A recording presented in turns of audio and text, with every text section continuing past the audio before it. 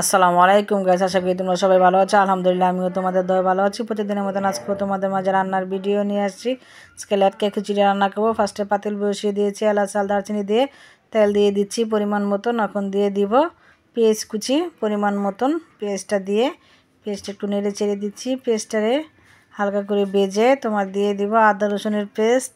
এই তো দেখো এখন আমি দিয়ে দিব আদা রসুনের পেস্ট। আদা রসুনের পেস্টটা আমি সবজি তারপর ডাল চাল বুঝে শুনে দিচ্ছি, তোমরা তোমাদের সবজি যে ডাল চাল বুঝে দিবে। এখন 2-1 মিনিট ভেজে নিব। ভাজা হয়ে গেলে দিয়ে দিব আমি অল্প করে মশলা কষানোর জন্য পানি।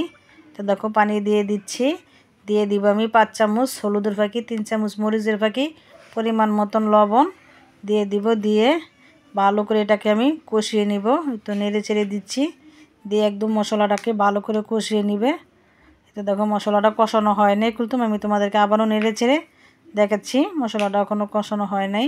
তো দেখো মশলাটা আমি কষিয়ে নিয়েছি। এখন আমি দিয়ে দেবো এখানে গরুর চর্বি আর অল্প কিছু গরুর গোশ। চর্বিটা বেশি, গোশটা একদমই কম। চর্বি আর হালকা গোশ দিয়ে খিচুড়ি রান্না করলে কিন্তু অনেক অনেক ভালো লাগে, খুবই টেস্ট হয়।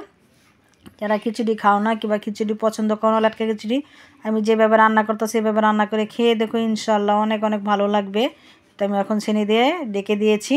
দেখো ডাকনাটা উঠিয়ে আমি এখন আবার দিয়ে দিব এখানে 3 রকমের ডাল। মুগ ডাল, তোমার এনকার ডাল, আর হচ্ছে যে মুসারি ডাল। ডালটাও কিন্তু আমি বেশি দিয়েছি, আমার হাফ কেজি তোমার আমি চাউল দিব, বেশি চাউল দিব না। এই তো দেখো একটু পানি দিয়ে দিব আমি, এটাকে নেড়ে ছেড়ে একটু পানি দিয়ে দেবো ডালটাকে সিদ্ধ করার জন্য। ডালটাকে ভালো মতন সিদ্ধ করতে হবে, তাহলেও তুমি ডালটা খেতে ভালো লাগবে। ডালটা আস্তে আস্তে থাকলে ভালো লাগবে না। তো আমি আবারও চিনি দিয়া তোমার ডেকে দিয়েছিলাম, ডাকনাটা উঠিয়ে এখন আবারও নেড়ে ছেড়ে দিচ্ছি। এই তো দেখো কোনো কষানো হয় না, আমি কিন্তু আরও ভালো করে ডালটাকে কষায় নিব আর এবং কিংবা ডালটাকে সিদ্ধ করে নিব। তো দেখো ডাকনা দিয়ে রেখে দিয়েছিলাম, ডাকনাটা আমি উঠিয়ে আবারও তোমার নেড়ে চেড়ে দিয়েছি। আর পানি নেই, দেখো ভালো মতন কষিয়ে নিয়েছি। এখানে কিন্তু 6 রকমের সবজি দিয়েছি, ফুলকপি, সিম, গাজর, আলু, তারপর পেঁপে, তোমার মিষ্টি কুমড়ো, টমাটো, 7 রকম হয়েছে। এখন কিন্তু আমি এটা দিয়ে দিব। দিয়ে সবজিটাকেও আমি কিন্তু 5 মিনিটের মতন কষিয়ে নিব। একটু পানি দিব, কারণ সবজিতে কোনো পানি নেই। সামান্য অল্প করে পানি দিয়ে তোমার আমি এটাকে ভালো মতন কষিয়ে নিব। তো নেড়ে চেড়ে দিচ্ছি। ডাকনা দিয়ে তুমি আমি ডেকে দিব। ডাকনাটা উঠিয়ে আমি মাঝে মাঝে নেড়ে দিয়েছি। আর দিয়ে দিব কয়েকটা কাঁচামরিচ, আস্তে আস্তে কাঁচামরিচ দিছি যাতে বাচ্চারা খিচুড়িটা খেতে পারে। জাল হলে তুমি খেতে পারবে না। এই তো দেখো পানি আছে, আমি ভালো মতন আবারও ডাকনা উঠিয়ে নেড়ে চেড়ে দিচ্ছি। এটাকেও সবজিটাকে তুমি কষিয়ে নিবে, তাহলে তুমি খেতে তুমি খুবই ভালো লাগবে। সবজিটা কষানো হয়ে গেলে আমি দিয়ে দিবে এখানে 2 পট চাল আর কি, মানে হাফ কেজি নাজির চাল। তোমরা মিনিকেট চাল দিয়েও রান্না করতে পারো। মিনিকেট চাল দিয়ে আমি দিই নাই, কারণ একটু সময় লাগবে। আর নাজির চালটা তুমি হইতে সময় লাগবে না। এটা দেখো সবজিটাকে তুমি ভালো মতন কষিয়ে নিয়েছি এবং কিংবা সিদ্ধ করে নিয়েছি। যখন চালটা আমি দিয়ে দিচ্ছি, তোমার চালটা দিয়ে আমি 5 মিনিটের মতন একটু ভেজে নিব। চালটা দিয়ে ভেজে নিলে কি ভালো হয়, এর জন্য তোমরা এটা অপশনাল, তোমরা ভেজে নিতে পারো কিংবা পানি দিয়ে চালটা দিতে পারো। আমি 5 মিনিটের মতন ভেজে গরম পানি দিয়ে দিব।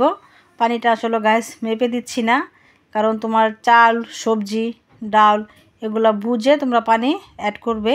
আমি কিন্তু হাফ কেজি একটা ভাতের পাতিলার 1 পাতিলা পানি দিব। দেওয়ার পরও মনে করো যে আমার পানি আরও লাগবে, পানিটা কম হয়ে যাবে। এই জন্য আমি এই 1 পাতিলা পানি দিয়ে দিব। এখন দিয়ে কুলতুম তোমার আবারও আমি আমার একটা স্টিলের মগ আছে, ওই মগ দিয়ে 1 মগ পানি দিব। দিয়ে এখন কুলতুম নেড়ে চেড়ে দিচ্ছি। একটু নেড়ে চেড়ে দিয়ে আমি ডাকনা দিয়ে মানে ডেকে দিব। তোমার যে চেনি বলো, চেনিটা দিয়ে ডেকে দিব বলক আসা পর্যন্ত। তো দেখো বলক হয়ে গেছে। আমি আবারও তোমাদেরকে একটু নেড়ে চেড়ে দেখিয়ে দিচ্ছি।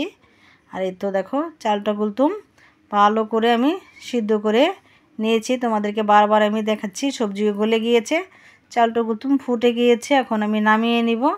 নামিয়ে কুলতুম বাগার দিব। তাই তোমাদেরকে আমি বারবার বুঝিয়ে দিচ্ছি যে দেখো কত সুন্দর হয়েছে, আর কালারটা অনেক সুন্দর আসছে।